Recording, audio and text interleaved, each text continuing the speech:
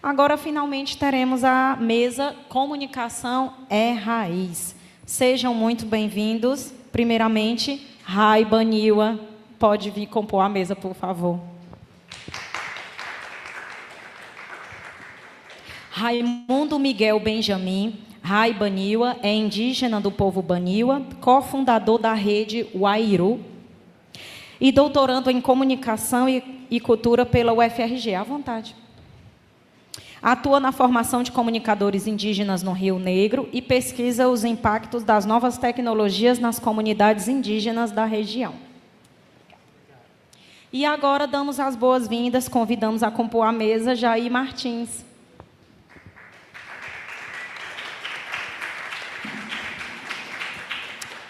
Nascido no bairro portelense de Oswaldo Cruz, na cidade do Rio de Janeiro, Jair Martins de Miranda é professor universitário, pesquisador, produtor cultural e roteirista. Atualmente desenvolve a pesquisa Diáspora Africana no Brasil, do Congo ao Valongo, em parceria com o governo de Angola. Por fim, convidamos a mediadora, seja muito bem-vinda, Renata Silva. Renata Silva é bolsista de pós-doutorado FAPERJ nota 10 do Programa de Pós-Graduação em Comunicação da UFRJ. Vice-coordenadora do Grupo de Pesquisa Comunicação Antirracista e Pensamento Afrodiaspórico do Intercom. Doutora no Programa de Pós-Graduação em Comunicação da Universidade do Estado do Rio de Janeiro, esta que nos cedia. É mestre em Comunicação pelo Programa de Pós-Graduação Mídia e Cotidiano da Universidade Federal Fluminense, UF, para onde iremos amanhã. Vou deixá-los muito bem com Renata Silva. Será que dá? Se não, você usa aquele, ó. Deixa esse para você. Então, boa tarde a todos, todas e todes. Sejam bem-vindos à quarta mesa do 22ª Conferência Brasileira de Comunicação, de Folk Comunicação, com o tema Comunicação é Raiz. Agradeço a presença de cada um aqui. É um prazer receber o Rai Baniwa, Jair Martins, que agradeço pela participação e disponibilidade. O professor Jorge Valpasso, que estava na divulgação, não pôde comparecer. Ele é professor do alemão, do Complexo do Alemão. Eu acho que vale a pena a gente deixar registrada a nossa solidariedade e o nosso repúdio à violência do Estado nessa situação. Após, a gente tem uma divisão de 15 minutos para cada palestrante e a gente vai abrir para perguntas do público, né? Acho que tem uma ordem? Não? Eu vou começar com o professor Jair Martins, que está aqui perto de mim. Bom, boa tarde a todos. Queria agradecer aqui o convite. Sinto muito honrado de estar aqui apresentando para vocês esse trabalho. Na verdade, vai ser um relato da minha vida acadêmica, basicamente, né? Mas não só acadêmica, também minha vida cultural. Eu trouxe uma apresentação, eu não sei se o Andrioli colocou a apresentação, mas enquanto a apresentação não chega, você pode perguntar a ele, eu mandei pelo WhatsApp para ele. É o seguinte, eu sou professor da Unirio, numa área que é muito específica, que quase muita gente não conhece, que é a área de arquivologia. Eu fiz História e fiz Arquivologia também na Unirio, inicialmente porque eu estava muito interessado em pesquisa histórica e em acervos permanentes, que a gente chama acervos históricos, né? E eu fui influenciado lá para essa formação, nos anos 80, com, basicamente, uma série televisiva que se chamava Roots, Raízes, que era uma saga de um escravo chamado Gunta Conté, e a saga dele nos Estados Unidos, que ele foi imigrado para os Estados Unidos. Então, eu fiquei muito impressionado com essa série televisiva, e era uma coisa de história, que tinha muito a ver com essa questão da diáspora, né? E fui também impactado, porque eu, na escola lá eu fazia História na Gama Filho, e eu percebi que o escritor que criou esse livro, que se transformou numa série, fez uma pesquisa num arquivo histórico de uma série chamada Black Family, em Maryland, um arquivo em Maryland, e eu fiquei muito impressionado com essa questão do acervo, né? Então, eu cheguei até lá em Maryland para pesquisar esse acervo da Black Family, porque nós, negros, temos uma questão que é muito cara para a gente, que é a questão da genealogia. A gente nunca sabe dos nossos familiares, de onde vieram, de uma certa forma, que eles foram totalmente desintegrados quando chegaram aqui, nossos antepassados, né? Então, a gente está sempre buscando, de verdade, essa raiz, né? Então, o livro falava mais ou menos alguma coisa assim, e essa série também falava alguma coisa assim. Essa série de documentos históricos lá em Maryland, no Arquivo Histórico de Maryland, falava sobre os acervos de família, sobre genealogia. Foi onde o Alex Haley criou esse romance, criou essa série televisiva que ficou muito famosa. Só para contextualizar como é que eu começo na minha formação, tanto de história como de arquivo, né?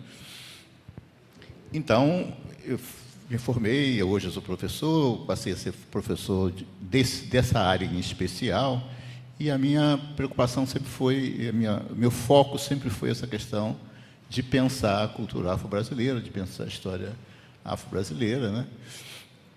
Então, o que eu vou mostrar para vocês aqui é uma síntese, um pouco desses projetos que eu... desses projetos que eu venho desenvolvendo na universidade, que tem muito tem alguma interseção para essa questão popular, né? Tem uma interseção pela cultura popular, porque eu trabalho basicamente com o tema do samba e do carnaval, né? Então, foi uma questão inicial, que é o samba e o carnaval, e eu comecei a trabalhar com isso, né? Então, o que eu vou passar aqui, na verdade, vai ser um resumo desses projetos que eu venho fazendo na Unirio, né? Que peguei o mote aí do título, né? E a primeira questão para falar de samba e carnaval que me veio como pesquisador, como sempre, né, a gente definir o objeto do estudo. Então, o objeto de estudo é definir o que é samba e o que é carnaval. Então, na minha primeira, os resultados, resumindo também o motivo da minha tese de doutorado, que eu pesquisei sobre a globalização do samba. E, por conta eu tive uma casa de show na Lapa, que se chamava Arco da Velha, e lá, num dado momento, eu fiz uma oficina de percussão nas vésperas do Carnaval, e, quando eu percebi, tinham mais ou menos umas 30 pessoas e nenhum brasileiro. Tinha japonês, alemão, fazendo a oficina de percussão, porque era véspera de Carnaval. Então, fiquei impressionado com aquilo. Nós fizemos, ao final da oficina, fizemos um bloco chamado Tem Gringo no Samba, que desfilamos lá pela Rio Branco na ocasião, né? E, ou seja, esse bloco Tem Gringo no Samba aconteceu por uns 3 anos, no Arco da Velha, que era o espaço que eu tinha, e depois, quando eu fechei o espaço, eu fui ver o que essas pessoas que participavam desse bloco faziam fora do Brasil. Porque todas elas, na verdade, eram admiradores do samba e do carnaval, que reproduziam isso nos seus países. Então, eu resolvi procurá-los, né? Então, por conta disso, surgiu, ao final da minha saga lá no restaurante, que eu fali, porque eu era mais competente na frente do balcão do que atrás. Então, eu fui fazer uma pesquisa, viajei em alguns lugares do mundo para conhecer essa realidade do samba fora do Brasil. Então, surgiu isso, a tese, e, por isso, eu fui produzir essas definições dentro da tese Samba Global, né? Então, a primeira constatação é essa aqui: samba é diferente de carnaval. São 2 conceitos, são 2 coisas diferentes, né? Samba e carnaval. E o que distingue, resumidamente aqui, uma coisa da outra, Vocês controlam meu tempo aí, tá? Que eu entendi que distingue uma coisa da outra é que um é uma cultura e pode ser representada ali pelo donga, pelo telefone, que é uma cultura que vem de muito tempo, tem uma raiz muito profunda, que vem da cultura afro-brasileira, tem uma matriz africana, que veio para o Brasil de alguma certa forma, mas que, de alguma forma, se apoderou do carnaval a partir desse grupo aí, que é a turma do Estácio. A partir da turma do Estácio, eles transformaram, na verdade, o carnaval no Brasil, especialmente no Rio de Janeiro. Naturalmente, todos sabem que o carnaval não é uma herança brasileira, surgiu lá, né, especialmente os mais famosos, na Itália. Né. Então, nessa época, o carnaval era outra coisa. Então, na verdade, hoje em dia, carnaval é quase sinônimo de samba no mundo todo. Mas isso é um fenômeno que foi criado por essa turminha aqui do Estácio, que viu aquele ritmo dolente, calmo, né, dos ranchos, daquelas coisas meio, né, meio parada, e botou lá uma batida de bumbo, que é o famoso pum-bum, batide com bumbo, burundum, entende? E transformou aquele ritmo, que era muito lento, numa coisa muito mais interessante, muito mais para cima, que tem tudo a ver com as influências que vieram lá de África, né? E transformou o carnaval definitivamente, e hoje carnaval no mundo é sinônimo quase de samba, porque é o carnaval referência do Brasil, né? Então, essa é basicamente a distinção entre um e outro. Pode passar o próximo? Aqui, para definir samba, eu precisei buscar, dentro do conceito do samba, o que é samba. E eu fui pesquisar que samba é um termo polissêmico, ou seja, samba é muita coisa. Aí encontrei mais ou menos uns 42 tipos de samba diferentes no Brasil. Samba canção, samba rock, samba chula, ou seja, tem muitos tipos de samba, porque isso depende do local onde esse samba, essa matriz percussiva africana se desenvolveu, né? Então, se você vai lá para Salvador, você tem um tipo de samba. Se você vai para o Reconga, você tem outro tipo de samba. Você vai para o Sul, você tem outro tipo de samba. Você tem aí eu entendi que eu não tinha como definir um samba como uma coisa só. Ele é uma família, ele é um termo polissêmico que dá conta de vários gêneros diferentes, mas que tem na raiz, na verdade, essa coisa da matriz. Não dá para você ver cada pecinha. Ali em cima tem um link, depois a gente pode entrar em cada página, no site, né? Mas o samba nasce no terreiro de candomblé. E no terreiro de candomblé está lá o alujá, o aguerê, está lá o cabula. São ritmos que vieram da África, que depois passaram a fazer parte de um samba rural e depois de um samba urbano, né? Então, a gente encontra essa variedade toda de samba. Isso tem muito a ver com a raiz aqui da genealogia que a gente fala, né? Pode passar em seguida. Depois, por conta desse projeto, né, do samba global, eu busquei mapear o mundo, né, onde esse samba acontece. E identifiquei mais ou menos uns 900 tipos de instituições diferentes no mundo todo, reproduzindo o nosso samba, a maior parte deles reproduzindo o samba enredo, que é o mais conhecido no mundo, mas também outros tipos de samba, né? Então, fui para o Japão. O Japão é o lugar mais importante e emblemático da minha pesquisa, porque são, no meu ponto de vista, os que mais bem reproduzem o nosso samba. Tem um festival de samba que é lá em Asakusa, em Tóquio, que acontece mais ou menos todo mês de agosto, que é muito grande, é muita gente na rua vendo o nosso samba lá, que eles têm mais ou menos umas 20 escolas de samba, de primeiro e segundo grupo, ou seja, diferentes, e reproduzem muito bem o nosso samba, como eles, na cultura japonesa, reproduzem muito bem muitas culturas, né? Mas eles são muito apaixonados pelo nosso samba, né? Mas tem em Helsinki um festival de samba, em Helsinki tem umas 10 escolas de samba, né? A Alemanha é o lugar em quantidade que tem mais grupos que reproduzem o nosso samba, né? E tem um festival em Coburg, lá no sul da Alemanha, que é considerada essa cidade a cidade do samba, que faz um festival todo ano, também em julho, e reúne mais de 200 grupos de samba nessa cidade, com desfile na rua, tem toda uma questão. Esse não tem a proposta, mais ou menos, de um desfile, como acontece no Sambódromo, mas ele é mais assim um tipo carnaval de Salvador, que as pessoas desfilam os grupos na rua, né? Então, o desafio, e aqui pensando em comunicação, eu cheguei a esses 900 grupos a partir de um site inicialmente chamado Sambistas, de um grupo chamado Sambista na internet. E aí eu me dei conta que só podia existir esse grupo todo, essa expansão só podia, mas, é claro, teve outras influências do samba e do carnaval no mundo todo, mas a internet é que provocou esse boom de reproduzir essa nossa cultura no mundo, né?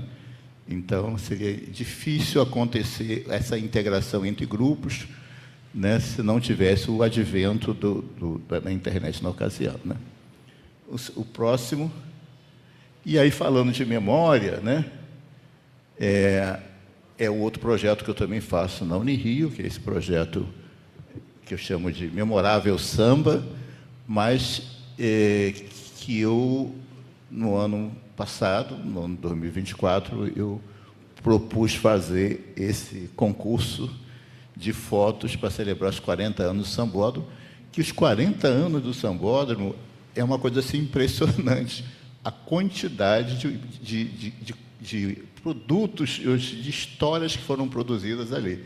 É só vocês imaginarem cada enredo que foi produzido para uma média de 12 escolas de samba nesses 40 anos. Então, vocês devem imaginar que repertório, que recurso, que acervo é esse impressionante de histórias que foram contadas de baixo para cima, porque, na verdade, é uma coisa assim, muito mais interessante, porque é popular, né?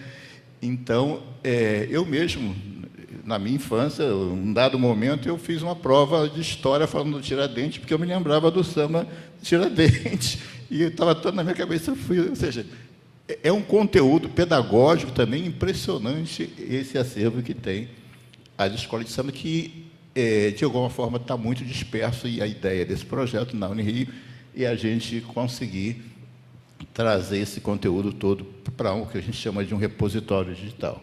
Então, passa para o seguinte, por favor. E aqui é um projeto, um repositório digital, que chama esse Memória Digital do Samba e Carnaval, que está em desenvolvimento na Unirio, com meus alunos lá, da gente buscar esse acervo. Porque, por exemplo, as escolas de samba não têm muita preocupação de trabalhar esse acervo, porque a cada ano elas são forçadas a pensar o carnaval do ano seguinte. Então, acabou o carnaval, elas jogam tudo fora e começam a pensar o outro ano. Então, essa preocupação... Jogam fora mesmo, né? Então, a ideia é que a gente consiga pegar esse material, de alguma maneira, digital, naturalmente, que hoje é muito mais acessível, ou digitalizado, né? Para dar conta desse acervo que está realmente disperso em vários lugares, para mostrar que isso é um conteúdo extremamente importante, né? Seguinte, né? E, por último, eu viajei bastante. Eu viajei bastante para fazer esse projeto Samba Global, então conheci o samba em vários lugares do mundo. Mas quando eu cheguei uma vez em Londres, na London School of Samba, que eu fazia parte, inclusive, da London School of Samba, na bateria, né? Eu tocava cuíca na bateria, e encontrei o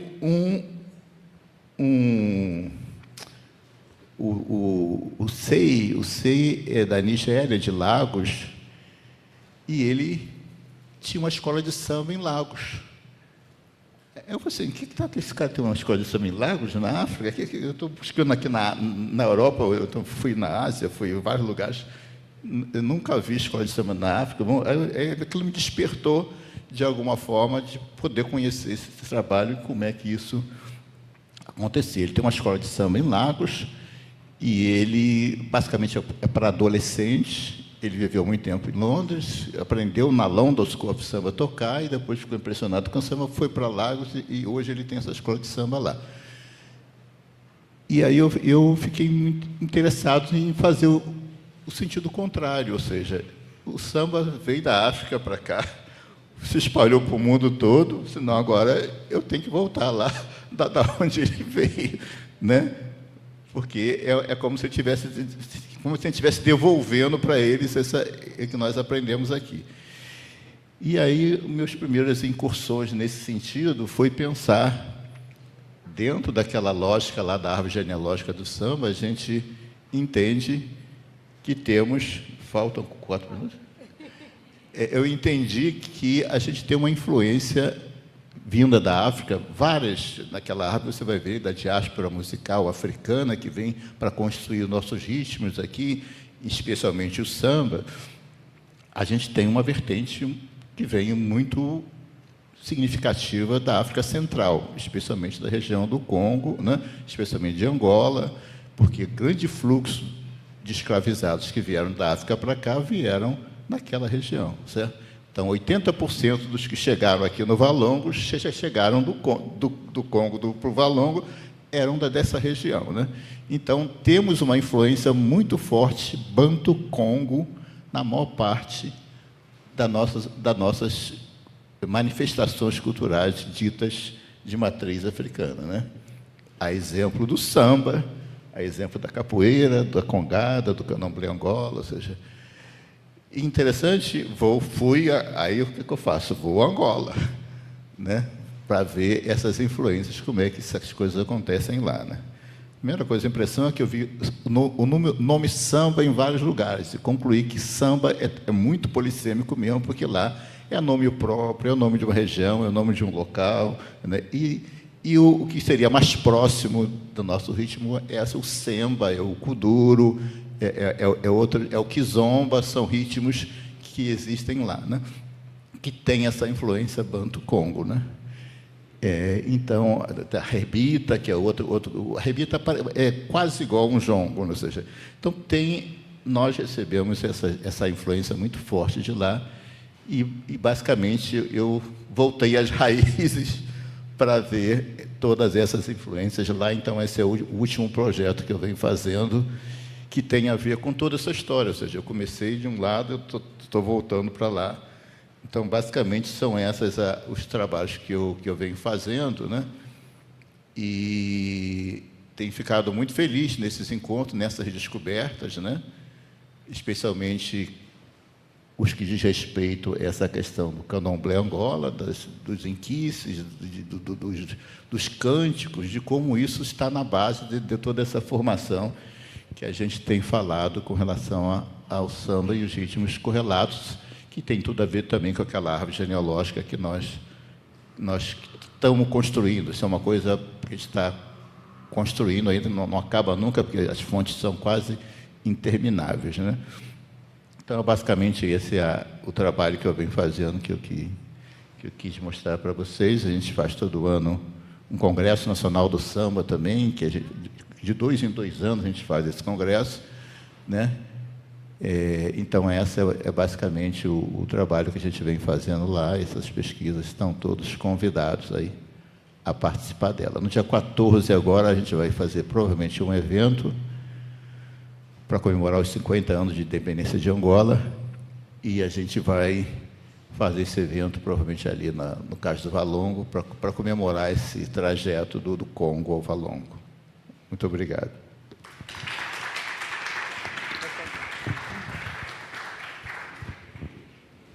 Vou passar para o Raí, aí depois a gente abre para perguntas para o público.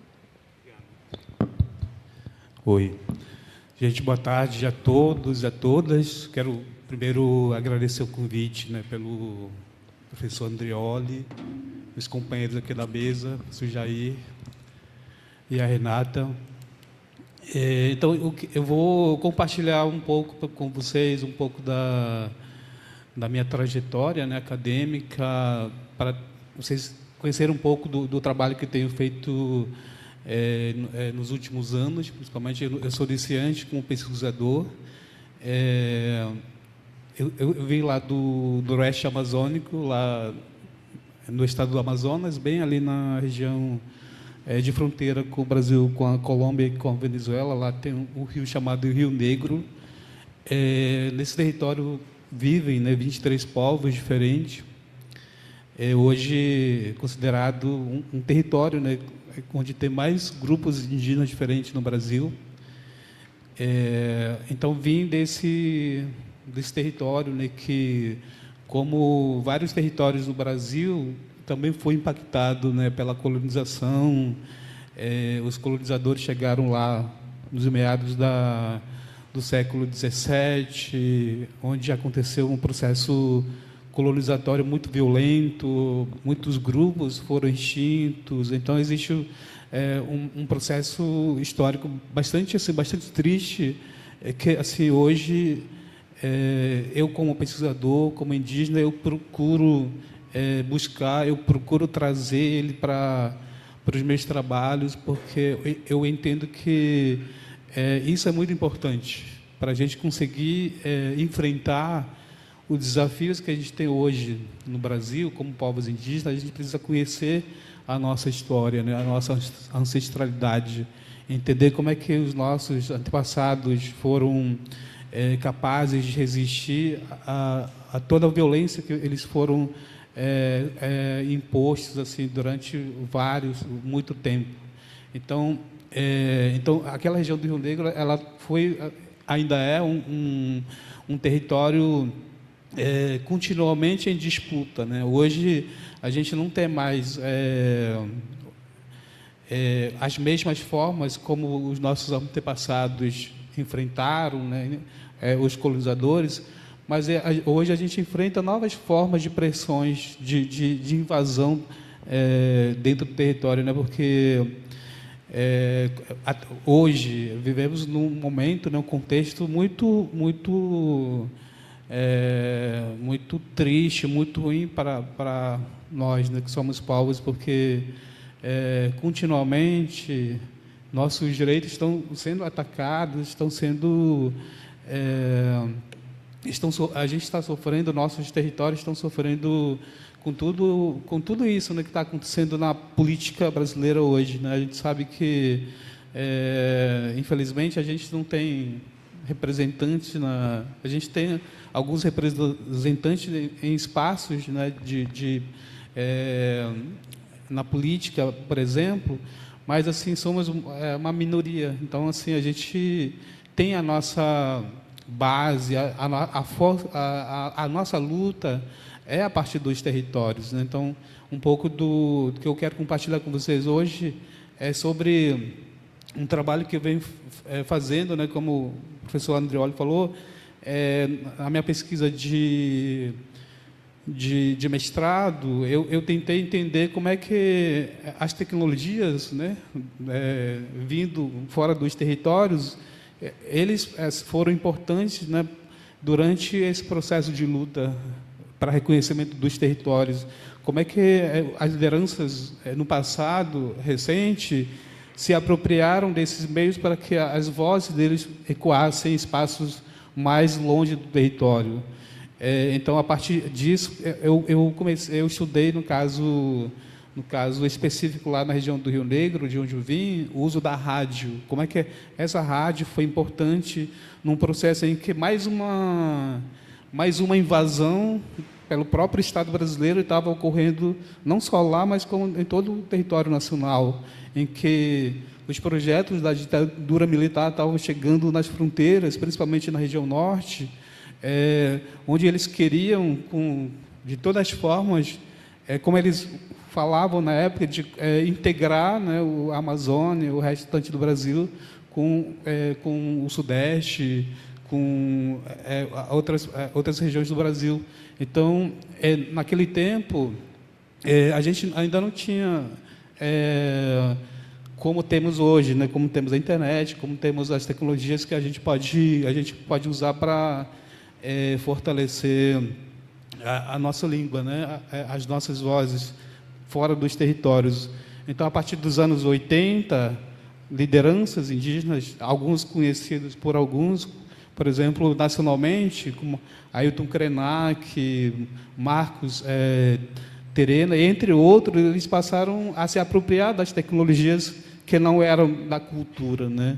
Então, isso é muito importante porque a gente hoje, nos territórios, a gente continua ouvindo, vendo que as nossas práticas, né, práticas ancestrais, as tecnologias de comunicação locais do povo, eles continuam vivos lá, mas elas foram, às vezes, assim, foram apropriadas, fortalecidas a partir do uso das tecnologias. Então, no começo desse ano, no mês de fevereiro, realizamos uma oficina sobre o uso da internet nas comunidades indígenas lá de onde eu vim, do meu território, onde os mais velhos, eles falaram assim, vocês precisam continuar aprendendo, conhecendo nossas formas, nossas tecnologias de comunicação, para que vocês tenham conhecimento disso, também quanto o conhecimento que vocês adquirem na escola ou em outros espaços de aprendizagem. Porque ainda hoje, muitos lugares, inclusive na região do Rio Negro, ainda não tem a internet como a gente tem na cidade ou em outros lugares. Então, a forma de se circular informação, de levar informação para outros lugares, a gente ainda continua dependendo dos rios para levar alguma informação. Onde não tem rádio, onde não tem internet, as pessoas continuam usando as formas tradicionais de se comunicar, de levar recado assim, para outra pessoa. Então, são tecnologias que a gente continua mantendo, e hoje, assim, a gente, cada vez mais, a gente tem tratado dessa importância, registrar essas formas de comunicar, porque cada vez mais as tecnologias estão avançando nos territórios, né? Hoje, a minha pesquisa no doutorado é entender qual que vai ser o impacto da internet na vida, né, das comunidades, dos povos indígenas nos próximos anos. Então, acredito que daqui a alguns anos eu vou conseguir entender, dimensionar, trazer dados para compartilhar como é que essa tecnologia está afetando, está moldando a forma como é que as comunidades, as pessoas vivendo no território.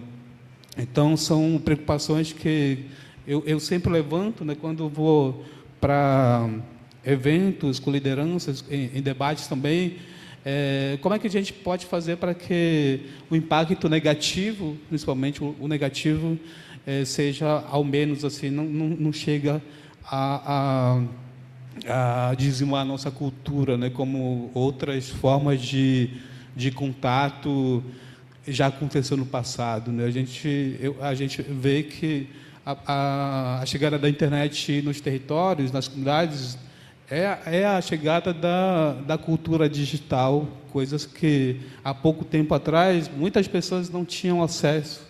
Apesar da TV já existir há mais tempo, mas assim a internet trouxe possibilidades também, outros riscos, né? Então, a gente tem se preocupado muito porque muitas pessoas estão começando a enfrentar problemas, desafios que pessoas da cidade enfrentam, né? Por exemplo, relacionados a golpes digitais, pessoas indígenas, pessoas jovens, e pessoas com mais idade também caindo em golpes assim nos territórios, né? A chegada das bets, por exemplo, o tigrinho. Então, como é que isso vai afetar a dinâmica da vida das pessoas, principalmente no processo de ensino-aprendizagem das crianças e adolescentes dentro de uma comunidade indígena? Porque a nossa forma de aprender na nossa comunidade é estando presente nos espaços sociais, dentro da casa, dentro do espaço comunitário, dentro nas cerimônias, na caça, na pesca. Então, nesses espaços que a nossa aprendizagem acontece. Então, no momento que a criança, o adolescente passa a se dedicar tempo no celular, na internet, então como é que isso o que vai acontecer daqui a alguns anos, né? Então, é uma preocupação que eu tenho levantado, a gente tem levado um pouco essa discussão para a gente pensar formas, né, estratégias de enfrentar isso, porque é uma realidade que a gente não tem como dizer não para a tecnologia.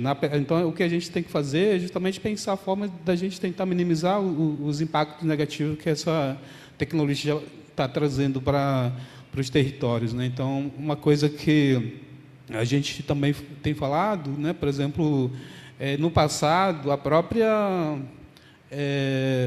com a chegada da igreja, da escola, principalmente da igreja, lá na região do Rio Negro, na década final da década de 30 para 40, quando eles assim, praticamente proibiam as pessoas, né, os jovens, adolescentes, a falar a própria língua.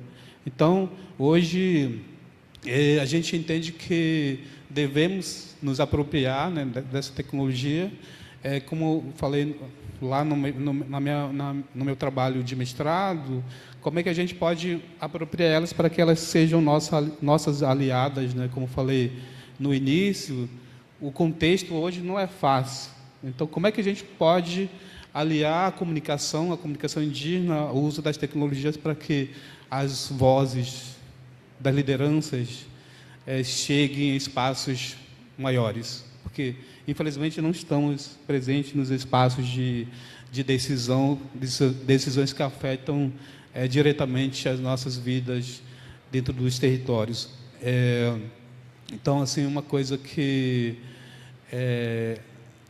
está acontecendo hoje é o fortalecimento da comunicação indígena, né? Existem hoje vários coletivos de comunicadores indígenas no Brasil, várias partes do Brasil, principalmente na Amazônia, liderado por jovens, liderado por mulheres, obrigado, onde cada vez mais se articulam para fortalecer essa comunicação que é muito importante hoje para a gente conseguir enfrentar os desafios contemporâneos, né? Então, hoje, em 2017, criamos a rede Wayuri, né, da qual faço parte, da qual sou um dos cofundadores.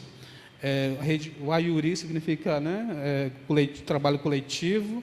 Então, onde todo mundo trabalha, onde todo mundo se ajuda, onde todo mundo faz sua parte para que o trabalho seja coletivo, né? Então, esse ano aconteceu o primeiro Encontro Nacional de Comunicadores Indígenas do Brasil. Isso mostra, né, que, aos poucos, a gente está se organizando, se fortalecendo, se conectando em coletivos para a gente tornar, não só na prática, né, fazendo a comunicação também no espaço da academia, né? Então, tem já alguns jovens pesquisadores indígenas dentro da universidade também pensando a comunicação, escrevendo a comunicação indígena hoje no Brasil. Obrigado.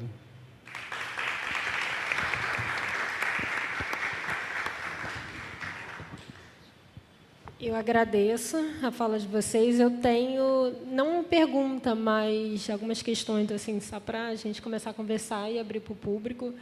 Eu queria que o professor Jair falasse um pouquinho mais sobre memória e samba, porque eu pensei, quando você trouxe o seu projeto de 40 anos da Apoteose, eu fiquei pensando, principalmente na sua primeira fala, quando você fala dessa dificuldade da gente reconhecer o nosso passado, né? E muitas vezes esse resgate do nosso passado, dessa genealogia, se dá pelos espaços, né? Pela convivência.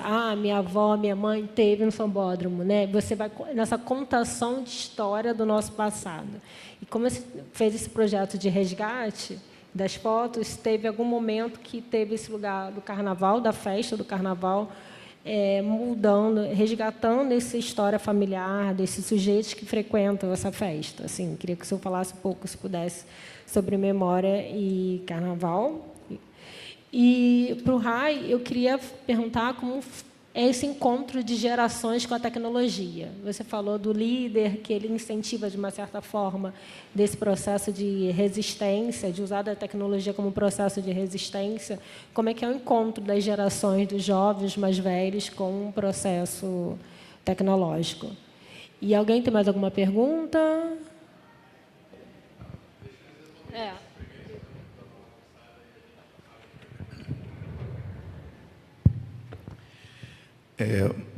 Respondendo a sua pergunta, essa questão da memória do samba e do carnaval, ele é muito ampla e ela já tem muitos agentes fazendo isso, né?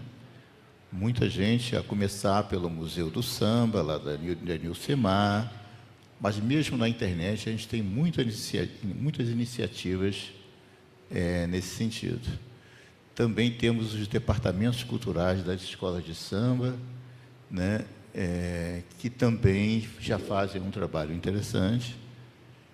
E o nosso projeto não tentou competir com nenhum deles, nem superar o que eles fazem, né?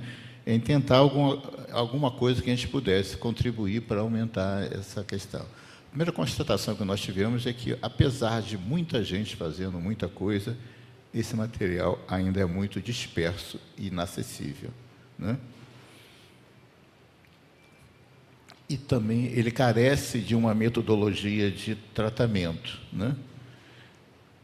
Por conta dessa dispersão, cada um fazendo de um jeito, ou seja, ele normalmente a gente encontra nos lugares esse material disperso e não acessível e não organizado, né?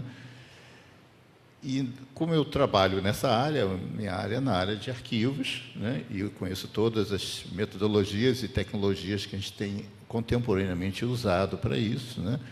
Então, eu entendo que a nossa contribuição na universidade vai ser oferecer a essas pessoas essas tecnologias e essas metodologias para que sejam trabalhadas, né? Esse projeto que nós iniciamos, dos 40 anos do Sambódromo, funcionou inicialmente como um pontapé para a gente pensar os 40 anos do Sambódromo, que é muita coisa, apenas com fotografia. A gente convocou pessoas a mandar fotografias da lembrança dela desses 40 anos. E começamos a fazer isso através do Instagram, porque a ideia é que a gente faça isso de baixo para cima, ou seja, que as próprias pessoas, elas mesmas, mandem as suas memórias individuais para a gente completar uma memória coletiva lá do Sambódromo nesses 40 anos. Então, é um projeto inicial ainda, que a gente começou, né? E, por exemplo, no dia 4, eu estou oferecendo para vários pessoas que trabalham nos departamentos culturais de escola de samba um curso lá de curadoria de acervos digitais, né? Utilizando essas tecnologias que a gente conhece, né? Para outras áreas que a gente usa na área de acervos, né? Justamente para poder oferecer isso para as pessoas. Eu entendo que a comunicação oral, ou seja, que a história oral, ela é muito importante nessa área, né? E o próprio Museu do Carnaval já tem uma série de depoimentos, o Museu da Imagem e do Som tem uma série de depoimentos, inclusive lá do passado, do Donga, do Pixinguinha, do João da Baiana, ou seja, tem muitos trabalhos, mas eles estão dispersos. Então, a nossa proposta, com essa nova tecnologia, conseguir conectar isso tudo, né, sem reproduzir o que já existe, porque se a gente começar a produzir o que já existe, não tem sentido, né? A gente tentar pegar esse material todo. Então, a nossa proposta é mais ou menos assim, mas eu entendo que a história oral ela é fundamental para essa questão da gente pensar essas memórias, né?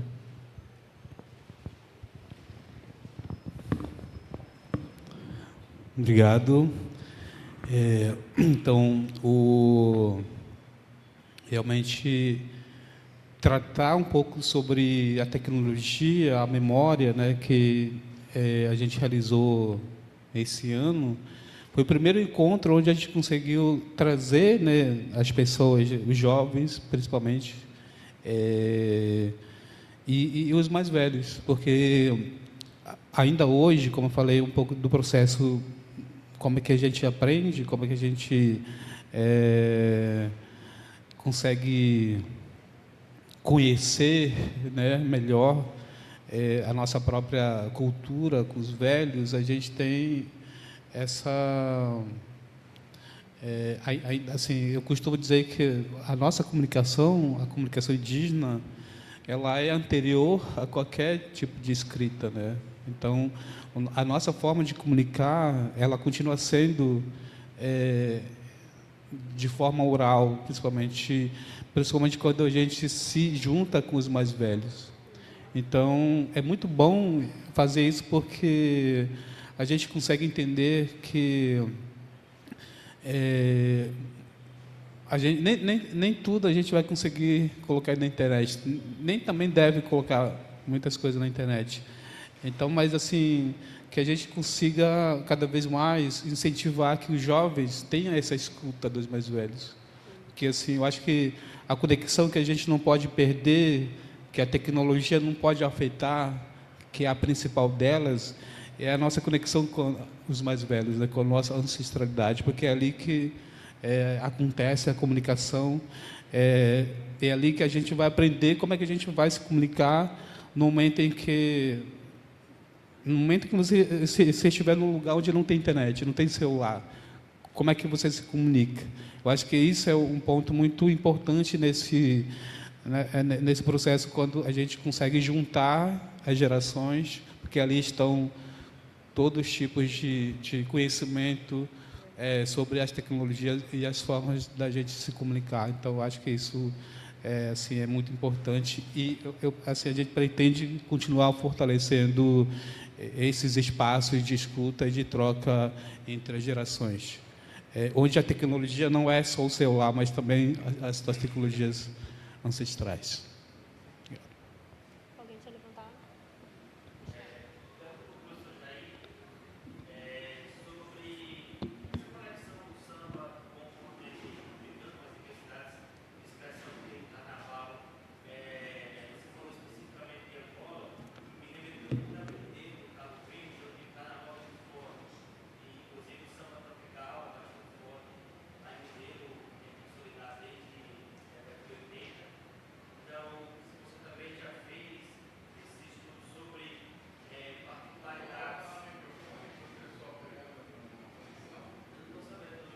Aqui,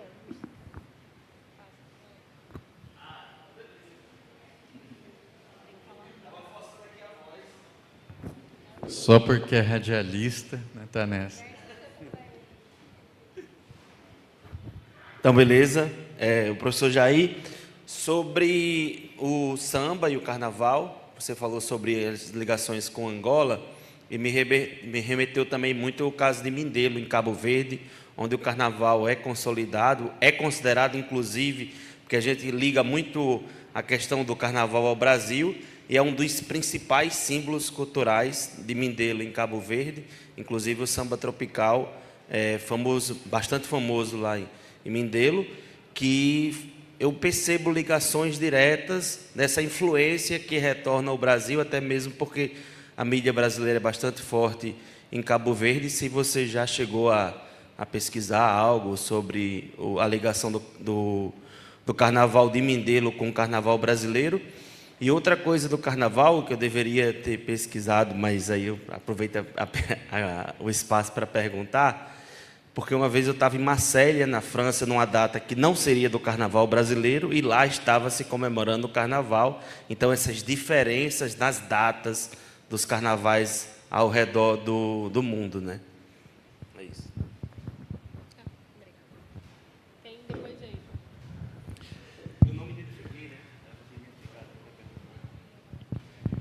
Então, o professor, meu nome é Carlos Guerra Júnior, sou professor na Universidade Federal de Rondônia. É isso. Agora outra pergunta, chega mais pertinho aqui da gente. Boa noite, eu sou o Janderson, perguntei ao meu professor Jair. Eu sou de Fortaleza.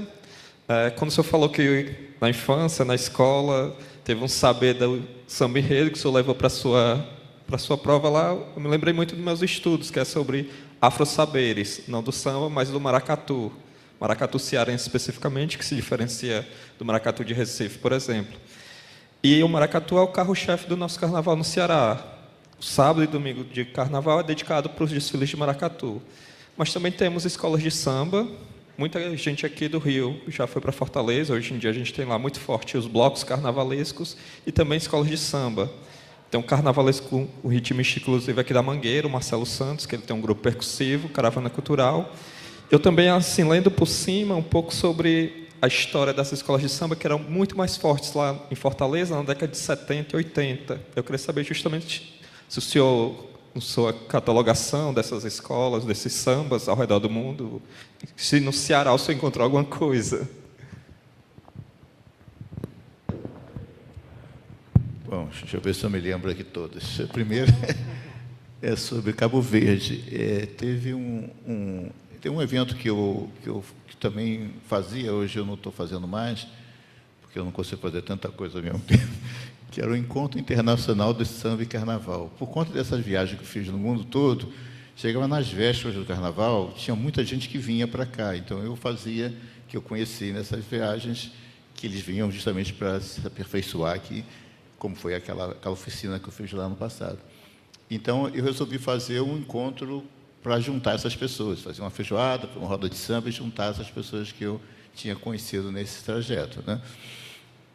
Então, num desses eventos, parece que foi em 2022, eu fiz ele online, porque estava naquele problema de pandemia, aquelas questões, né? Então, eu convidei o presidente da Liga das Escolas de Samba de Cabo Verde.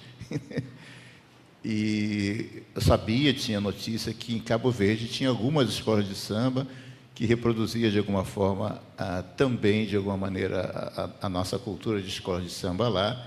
E eu convidei ele para participar, ele participou, deu alguns depoimentos sobre a estrutura de como funciona lá. Eu não me lembro exatamente se era nessa cidade. Se Cabo Verde tem mais de um lugar que tem um carnaval, né? Mas essa aglomeração de escola de samba que ele representou, parece que ficava em São Vicente. Ele é tá. Então é o mesmo local.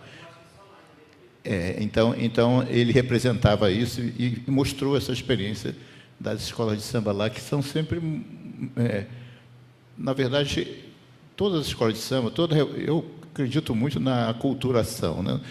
E na hibridação cultural. Quando você tem essas escolas de samba no Japão, eles incluem alguma coisa da cultura deles em algum momento naquela cultura que eles estão importando, como no caso do Cabo Verde. A gente tem nas Antilhas, a gente tem Trindade e Tobago, um carnaval também muito famoso, entende? E muito grande, que também tem alguma influência brasileira, mas também eles trazem as questões dele, como Londres também tem. Ou seja, então eu acredito que essa pureza não existe. Existe sempre essa questão da integração e da hibridação cultural, né? Então, com relação ao Cabo Verde, a segunda questão foi sobre as datas. Os carnavais, normalmente, na Europa, acontecem no verão europeu, né? Então, é mais fácil para eles fazerem o carnaval no verão europeu, porque é mais quente. Então, você tem um cronograma, começa, por exemplo, tem um carnaval em maio, que começa na Dinamarca, depois tem na Noruega, e depois vai para Londres. Ou seja, de maio até setembro, mais ou menos, é o período que acontecem os carnavais na Europa, né?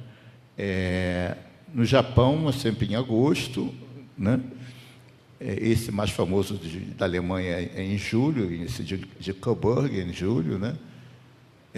Então, é muito variado. Ou seja, o que é muito interessante com relação a esses carnavais que são influenciados por nós, no mundo, que tem essas datas diferentes, eles que acontecem justamente na entre-safra dos nossos carnavais, né? E eu já convidei, eu já mandei muita gente daqui do Brasil para esses carnavais, por conta desses contatos que eu tenho, mestre de bateria, pessoal de passistas, ou seja, porque hoje todo mundo já conhece mais isso, né? Já tem mais contatos. Mas antes eu tinha uma frase que eu dizia que o mundo do carnaval não conhecia o carnaval no mundo, porque ele é muito maior do que a gente imagina, né? Ele acontece de uma forma muito ampla em vários lugares do mundo, e muitos carnavalistas, ou muitos sambistas no Brasil, não conhecem essa realidade, né?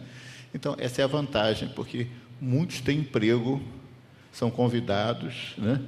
Em Portugal mesmo, a última vez que eu fui lá num evento lá, Mega Samba, é um evento que tem lá numa cidade de Portugal, estava lá o Ito Melodia, tinha vários, estava lá o Carlinhos Salgueiro. Carlinhos Salgueiro é um fenômeno no mundo, para vocês terem ideia. Carlinhos Salgueiro é um coreógrafo do Salgueiro, que ele dá aula de samba. Nessa cidade, lá, nesse carnaval lá de Portugal, eu vi ele dar uma oficina para mais ou menos umas 200 mulheres assim no meio da rua, entende? Num local, numa praça assim, né? E ele viaja o mundo todo, vai para a Alemanha, vai para a Finlândia, ou seja, e ele tem muitos, e essa é uma cultura muito interessante, essa cultura do samba, né? Da passista, das mulheres que querem aprender a sambar, que tem uma questão da liberdade do corpo, uma coisa de expressão, que elas são muito famosas por isso. Então, respondendo a sua segunda questão, eu vejo isso como uma vantagem que a gente não sabe explorar, a gente não capitaliza isso ainda, entende?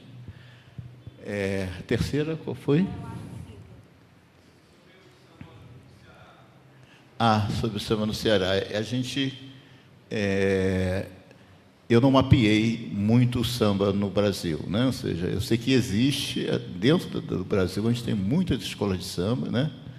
Mas a gente não mapeou necessariamente isso. Eu sei que hoje a gente tem uma liga, uma associação de escolas de samba do Brasil, né?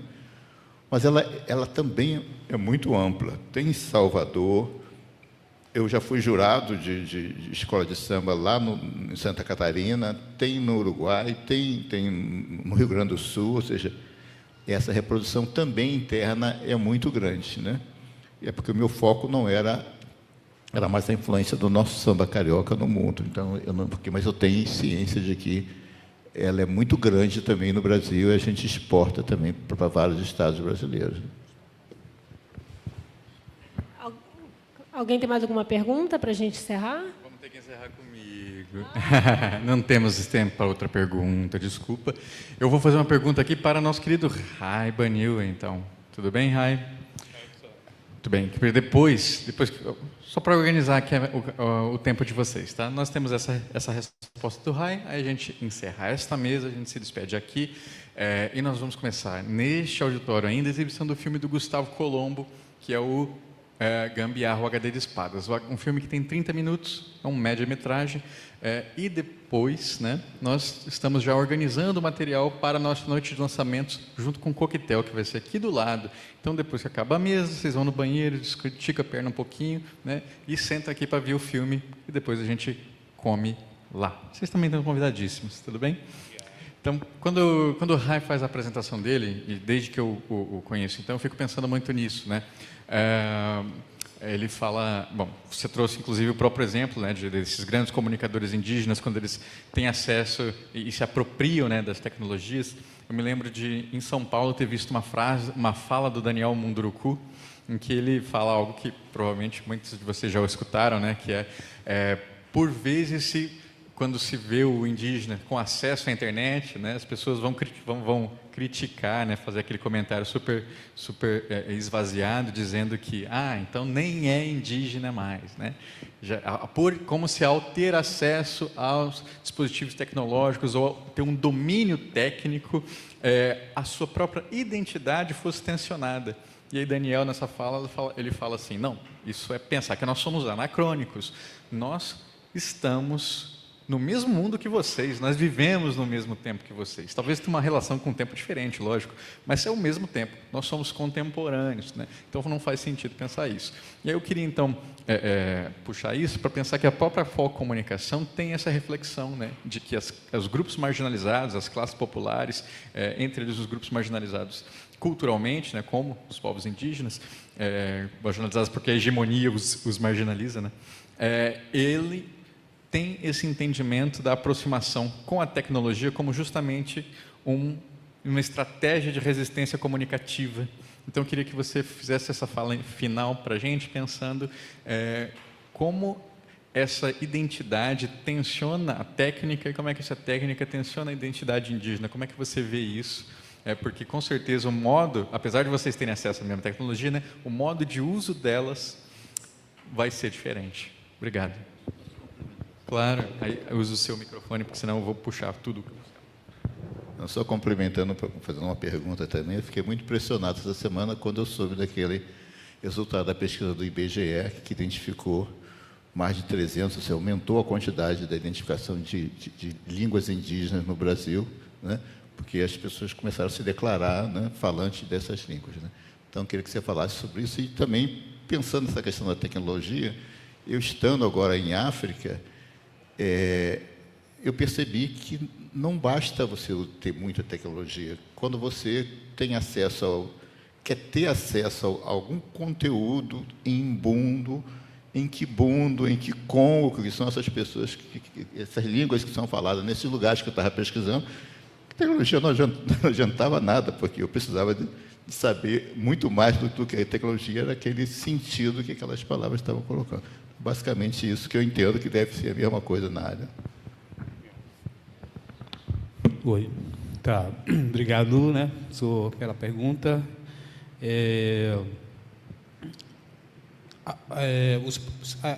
A chegada da internet nos territórios indígenas no Brasil, ele se dá lá para o começo dos anos 2000, onde alguns projetos foram iniciados, onde primeiras comunidades passaram a ter um sinal de internet que não é a mesma internet que a gente conhece hoje, né? Sinal muito ruim. Ainda assim, eles começaram muitos deles, não só a internet, como eu estava falando hoje sobre o Ailton Krenak, o Marcos Terene e outras lideranças mais antigas, quando eles lançaram o programa de índio, que ainda é possível achar hoje na internet, que foi lançado na Rádio USP lá no final dos anos 80. Então, hoje, assim, a gente tem visto, só para vocês terem uma ideia, no ano da pandemia, o acampamento Terra Livre, que é uma mobilização indígena no Brasil, que é a maior, que acontece todo ano no mês de abril, em Brasília, ele foi totalmente digital, totalmente remoto, onde as lideranças, jovens, comunicadores de todos os lugares do Brasil, eles conseguiram se encontrar nesse espaço da internet, no espaço digital, para eles continuar a mobilização, já que eles não podiam vir para Brasília porque a pandemia não estava deixando. Então, desde lá, se fala sobre os territórios digitais, se fala da presença indígena na internet, se fala de pintar a internet com o urucum, com o genipá, porque são formas como a identidade indígena ela é traduzida no corpo das pessoas, nas pinturas corporais. Então, cada vez mais a gente, assim, o uso da internet por indígenas, por lideranças, por comunicadores indígenas, ele sempre vai ter essa coisa de fortalecer a comunicação que já existe nos territórios, de potencializar a comunicação que já acontece ali, a luta que sempre aconteceu ali, desde sempre, desde quando os colonizadores chegaram, como eu falei lá no começo hoje. Então, o acesso à internet tem esse sentido de fortalecer a luta pela resistência, pelos territórios, porque então, assim, existe um significado muito nesse sentido quando as primeiras organizações indígenas no Brasil, principalmente as maiores, começaram a usar a internet como uma ferramenta que potencializasse as vozes, a presença indígena no ambiente digital. Então, assim, internet hoje é um instrumento, uma ferramenta que possibilita, né, para que a sociedade brasileira, muitos ainda não sabem, né, mas muitas vezes, quando a gente trata de povos indígenas, muitos pensam que o indígena só está na Amazônia, só está lá na região norte. Na verdade, tem indígenas em todo o Brasil, em todos os lugares. Só que, infelizmente, com a violência que a colonização impôs, muitos acabaram ficando no silêncio, muitos preferiram ficar calados, fugindo da sua própria identidade pela própria sobrevivência.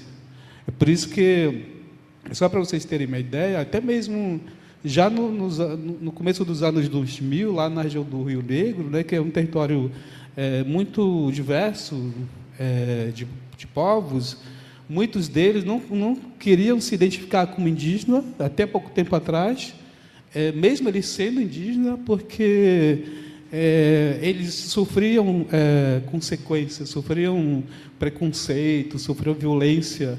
Então, eu vejo que um pouco essa coisa que você falou agora, me perguntou, esse processo de retomada, né, das pessoas tentarem se conectar com a sua ancestralidade, com seu território, pode ser um dos que pode traduzir um pouco esse aumento do número, né, de grupos que entraram no censo agora.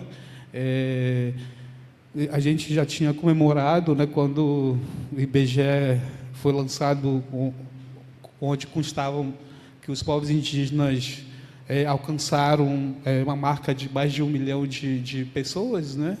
Hoje, com esse novo número, com novos dados aí que apareceu, mais uma vez indica, né, que a gente está resistindo, a gente vai continuar resistindo, porque a gente sabe, né, todo mundo sabe que o Estado brasileiro tinha claramente o plano, o objetivo de integrar o indígena com a sociedade para que não houvesse mais diversidade de indígenas no nosso país. E a gente sempre fala que o Brasil só vai ser o que ele realmente é se reconhecer essa diversidade, que são as diversidades de povos indígenas, de ribeirinhos, de quilombolas que o nosso país tem hoje. Eu acho que um pouco é isso, professor. Não sei se cheguei a responder a tua pergunta. Muito obrigado. A gente gostaria de agradecer a presença de todo mundo, principalmente nossos palestrantes, e aí a gente vai continuar com a programação com o Andreoli. Obrigado, Jair. Obrigado, Rai.